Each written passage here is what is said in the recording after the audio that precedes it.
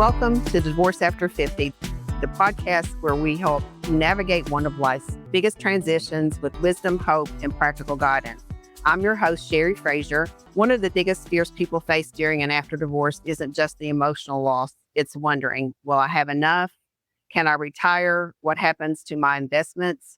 How do I start over financially at this stage of life? Today, we're going to answer many of these questions. Joining me is Morgan Murray with Abri Financial. She is a certified divorce financial analyst and a divorce money expert.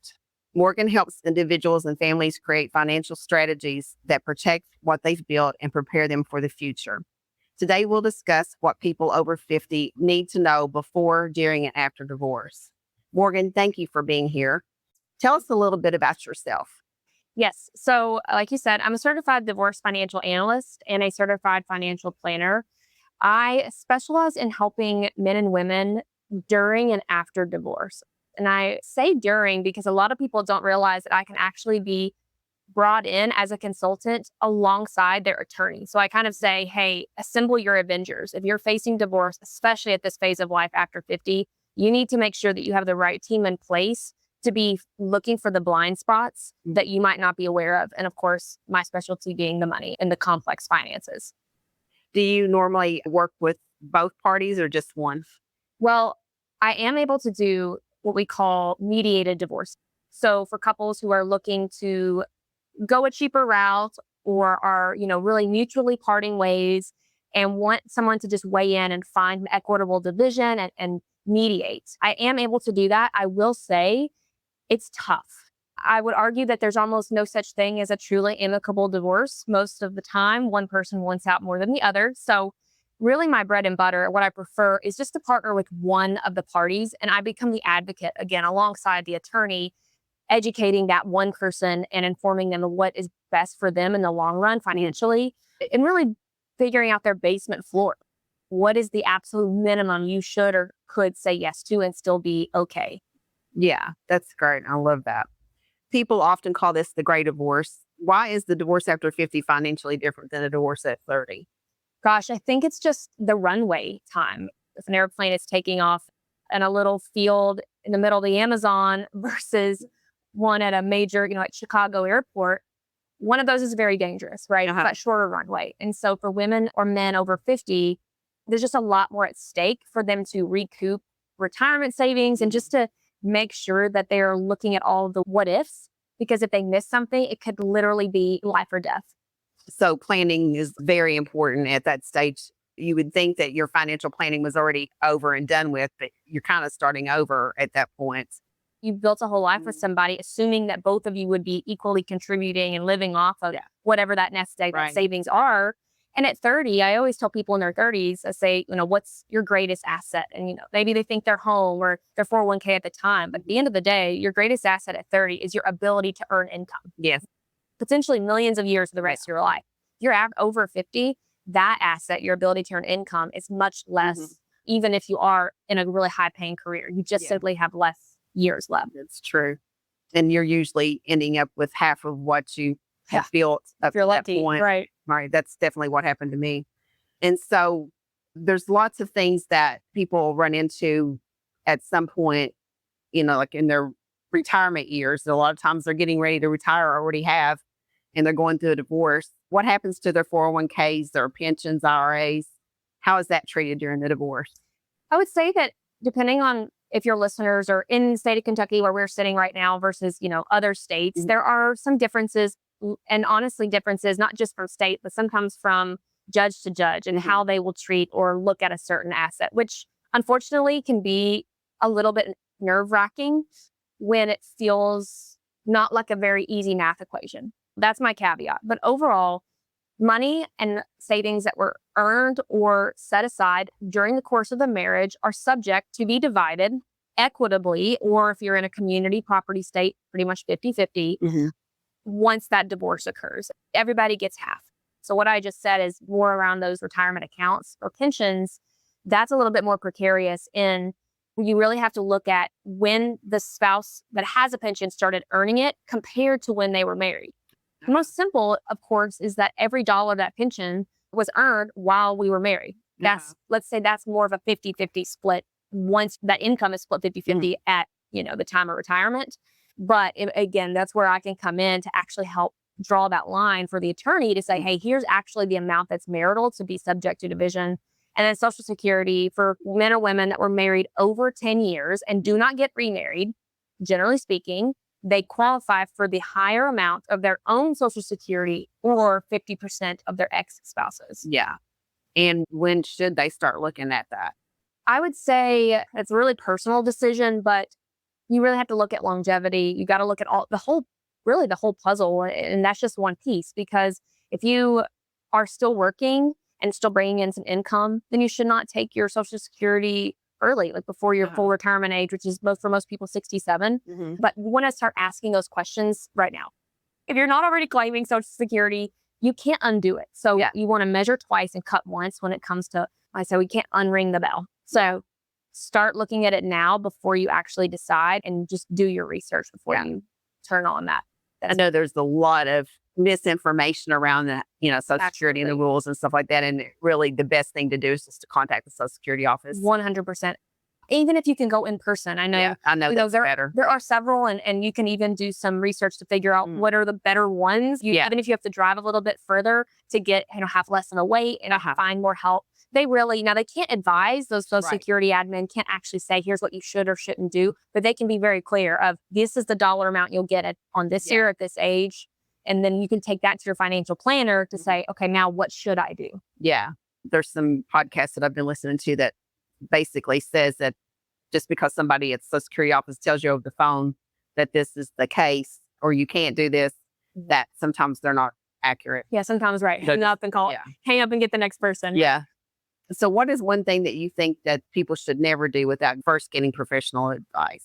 It's a great question. I think that arguably they should never sign a property settlement agreement in their divorce without getting some financial advice. Yeah. I think so often, and understandably so, it's sometimes the most stressful and hardest season of our lives, right? I've been there as well.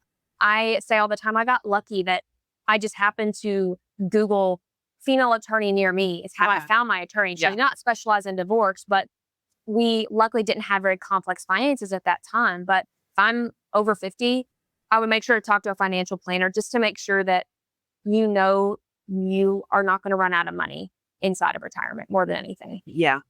Yeah. So one of those assets is the home. It's usually the largest asset. And in my experience personally, and with some of my clients, we have to have a conversation of what's really makes sense. And the best decision may not be to keep the house. And a lot of times I think that we as women and mothers who raise their children there, I'm going to keep my house. And when everything is said and done, all the numbers, even if it's paid off and you don't have a mortgage, there's maintenance and property taxes, and you've got to have the ability to pay and take care of your home. And sometimes it just makes sense to go ahead and sell it, take your equity, maybe even go rent for a little while until you find something that is suitable and is more manageable for you to take care of. That those are all based on personal, you have to take case by case. And I've seen lots of situations where that you are, the woman or the husband, whoever was capable of making the mortgage financially, but they couldn't qualify for whatever reason, the credit scores or whatever. And so it's not cut and dry, that's for sure. Right. You have to really have some more conversations with other professionals to find out if that's what you need to do. And sometimes it's more free to make better decisions if you don't have a home and that kind of thing you got to worry about. And so I think that one of my best stories actually was a client that you and I both worked with. You, of course, helped her with the real estate. And she came to me really at the end of her divorce. I wasn't able to maybe advise throughout, but got really lucky in that in her mediation, there was a home that was paid off, if I recall correctly. And the mediator looked at her, which is a little bit outside the scope, and just said, hey, I don't know if you should keep this house because it had not been kept up. And it was a really nice size home. It was a nice house. Right. But her husband had not kept up with the maintenance. And so it was, by definition, you remember that old movie Money Pit. Yeah. And so, sure, she could have afforded it and stayed in it, but long term, it actually would have she would have lost money if she tried to sit on it while she got herself kind of back on her feet. And so she is exactly doing that. I'm still working with her today. She is renting and is so happy because now she has some chunk of money set aside that when the time comes and she's ready, both emotionally and financially, she's going to be able to kind of choose that next step with confidence and not out of a sense of urgency or fear. That's right. Yeah. That's right. Another thing I wanted to ask you about is, I know there's some other services that you can help provide. You may have other professionals that you refer to, but I know that you work with financial forensics. Can you kind of explain that to us? Yeah, absolutely. So this comes up inside of the course of the divorce. So if I'm able to be contacted when maybe there's been financial infidelity, somebody has not been honest about the money, or one spouse or the other usually ends up being the CFO, right? The chief financial officer of the marriage. So that other spouse that is maybe more in the dark, if they are suspicious that there is some shady dealing going on with the money after they've separated, that's where I can get brought in to help find or understand the assets. And so I have something called a master analyst in financial forensics, which allows me to create court-ready reporting, or of course, like I said, just partner with the attorney to decipher. Their specialty is the law. Their specialty is the legal process and getting you what you deserve by law, by statute. My job is to help them understand exactly what the finances mean and honestly what's worth fighting for and what's not. Sometimes the juice isn't worth the squeeze. That's right. For sure. That's something that most people, I don't think, find out until it's kind of too late, because they trust the person they were married to and they don't think they would be capable of doing stuff. But people do things all the time that you wouldn't expect them to. Well, you asked me, do you have an example of something that you found that they were aware? Yeah. And do you have examples of that? Like, what kind of things have you uncovered in your forensics? One of the most, I would say, egregious and shocking is that, again, I got brought in months into the divorce. So they had already done some discovery. Everybody had already filled out their financial affidavit, which is just, hey, this is my disclosure. This is what I'm telling you under penalty of perjury that I make, my assets, my bank accounts, my retirement, etc. And as I started looking into it, I realized that this person worked at a company that is known to have a pension plan. I just, based on experience of working with other people in that industry, in that company in particular, I said, hey, I think he might have a pension. And they were like, well, he's not given us any paperwork. And so when we dug in and we issued subpoenas to that company, it came back that he had a pension that was worth, as a lump sum, over $350,000. Wow. And the scary part is that, and they had been married over 15 years. Yeah. I think that client was one I referred to you. She came to me and didn't know what to do. And I'm like, you need to talk to Morgan before anybody else. That's all that you need. Sometimes people just don't even know the questions to ask. That's why, that's why I think this interview is great, because we don't. And we're not spending our time while we're married thinking about these things. Assuming the worst. Like, that would be a little bit, wouldn't make for a very healthy marriage, I suppose, if you're assuming the worst. If someone is suddenly single after decades of marriage, what is the first financial steps they should take? I think that there's a little bit of, let's call it triage, that has to be done. And oftentimes women that are coming out, especially if they've had an expensive legal process, their number one issue is cash flow. Just simply, do I have enough coming in to either pay overdue bills? So that's number one, just get paid up as much as possible. Then it's going to be keeping some in emergency savings. So that's cash, liquid cash, and a high yield savings account, money market type, where it's earning interest, but it's not moving around, it's not changing in value, to be able to protect them for any unknowns that are inevitable. If anything is predictable, it's the fact that we don't know what's going to happen, and something's going to cost us $500 here, $1,000 there. A few $1,000s in an emergency fund. And then I have a post-divorce checklist that I'm willing to share with anybody that kind of goes through just the loose ends that happen, right? Updating beneficiaries, redoing your will and your trust, all those kind of boring things, but that can really feel overwhelming. And I think that is just the biggest financial step, is figuring out, or putting one foot in front of the other to figure out what needs to happen next. And you mentioned updating beneficiaries and stated documents that you have, wills and even some trusts, any things that you had already established. I had to do that. I'd go back and change everything because there wasn't a spouse that everything was going to. And then, my kids. So I put everything in a trust. And so the thing about it is, people just don't think about is, you want to make sure that your heirs, normally your children, are going to get your assets without having, to pay any kind of capital gains or income tax on their Inheritance. tax. And there's ways you can do that that people aren't aware of. And that's some of the things that your office could probably help them with or connect them with somebody that could help them establish those. But another thing people don't think about in the future is if your spouse remarries and they're step parent or step children, and you don't want them to end up with, because if you don't change those documents and they're not set up properly, that could end up happening. Yeah. And I think the best questions, you have to ask the question, what do I want to happen, and ensure that the legal documents match that. I'm not an estate attorney, but we partner, we have them in-house in order to help clients strategize around this exact thing. So I'm remarried. We're in a blended family. I have 2 stepkids and, of course, my biological daughter. And one thing I didn't realize, even being in this profession, the attorney said, hey, you don't want to accidentally disinherit your own kids. Right. And so worst case scenario, something happens to me. My husband, Matt, goes out. How dare he remarries one day. And then if something happened to him and we don't have a trust established in this case, if we just have a will, my funds would all pass to Matt. Matt's would then pass to his new wife. And then my daughter is completely cut off. So we established a specific type of trust where if anything ever happened to me, some of my assets would go to Matt, but some would be immediately set aside for my daughter. Those are big questions and big risks that people don't even realize that they're taking if they're not working with the right professionals. And that's one of the things that I've learned over some of my training and things over the years is Keller Williams has a planning community to help people understand what they need to do to set things up properly for future, because it's not something we want to sit and think about, but it's necessary to do if we really want things to be done.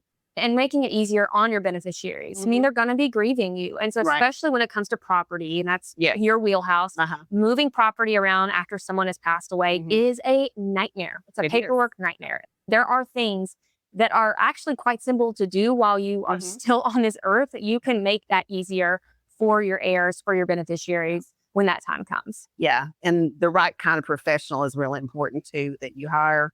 And the worst thing is that whenever you're going down this path of divorce, the emotional ups and downs and the confusion and the fears and all that stuff is just churning and playing.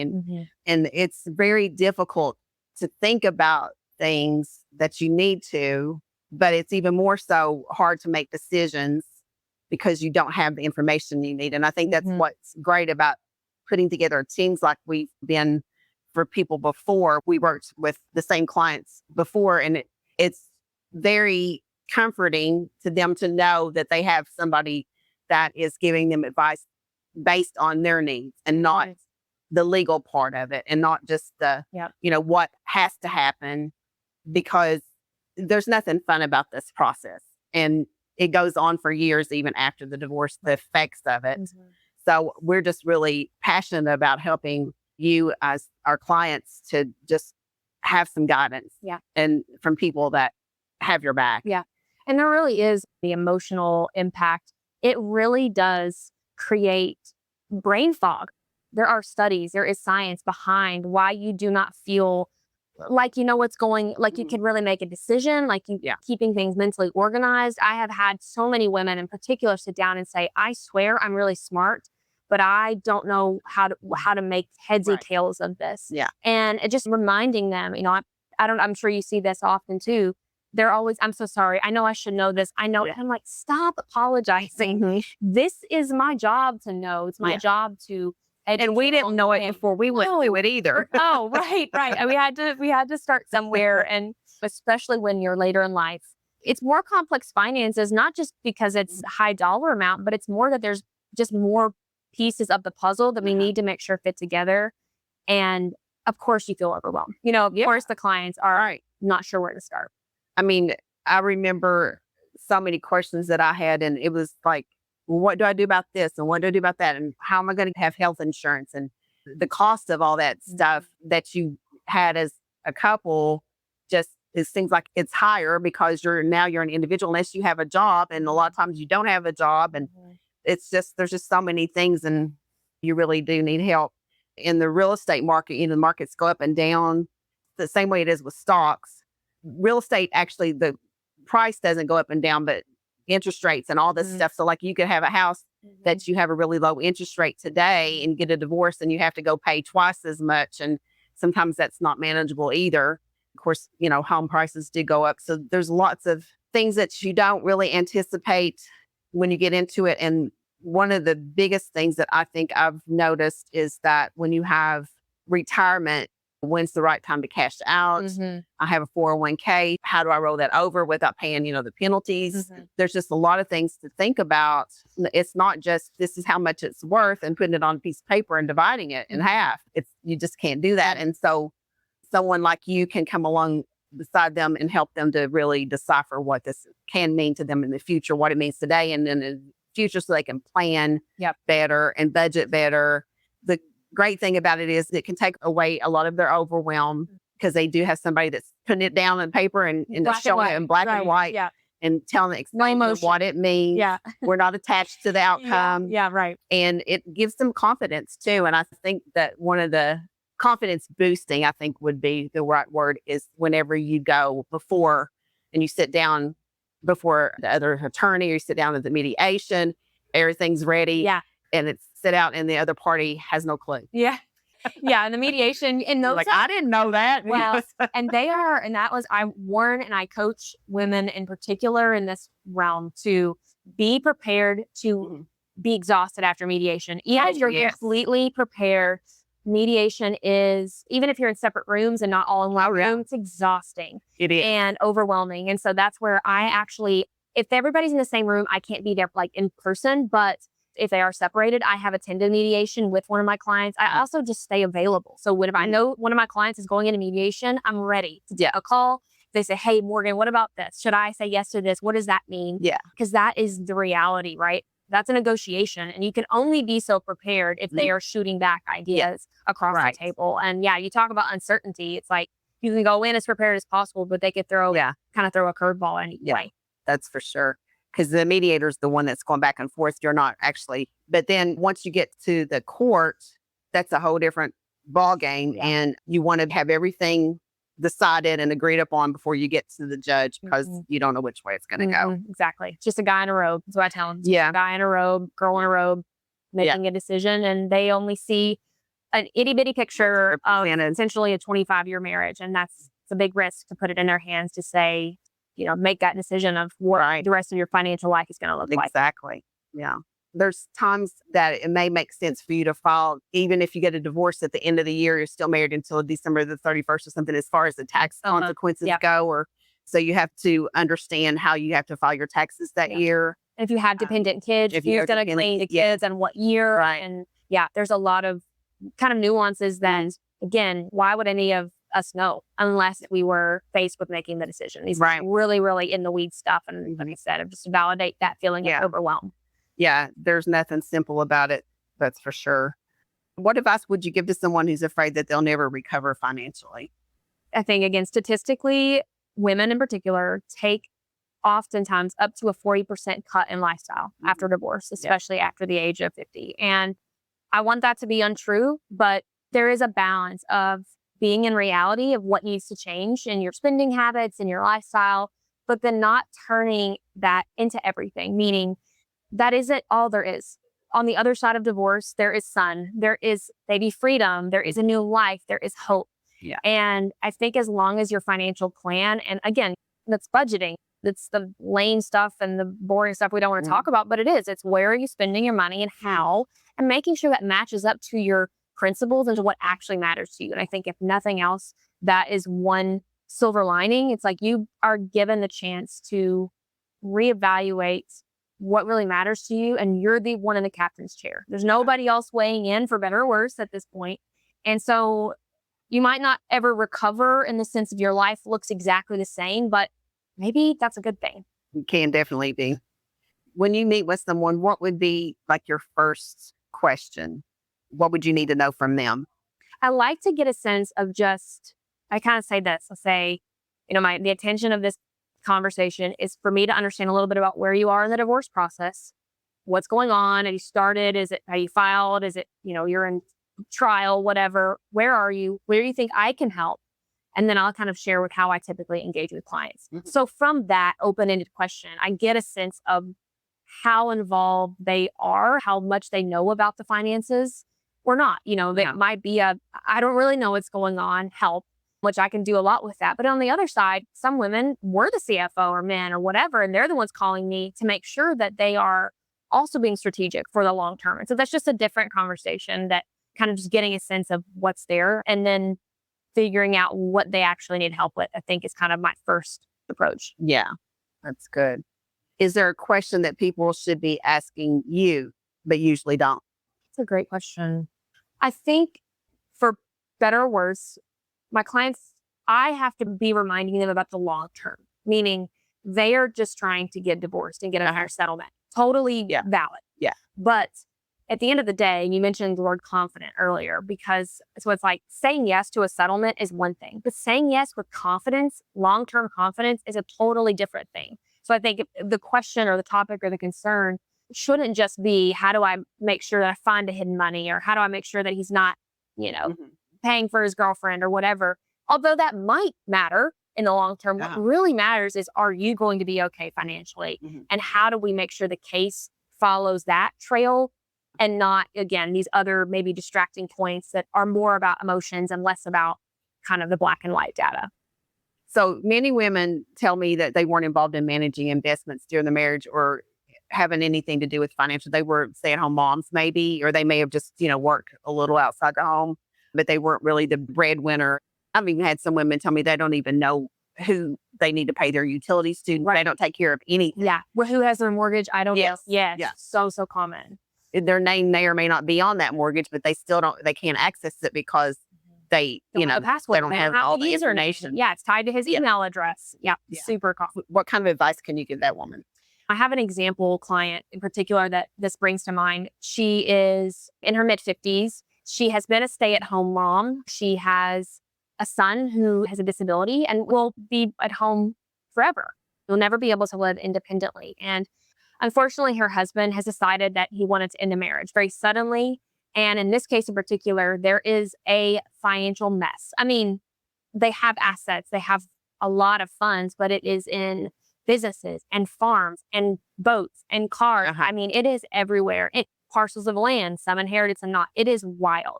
She feels rightfully so very overwhelmed. And I think where you have to start is just getting organized. In her case, she did such a great job before I even got brought in, where she had a really big spreadsheet.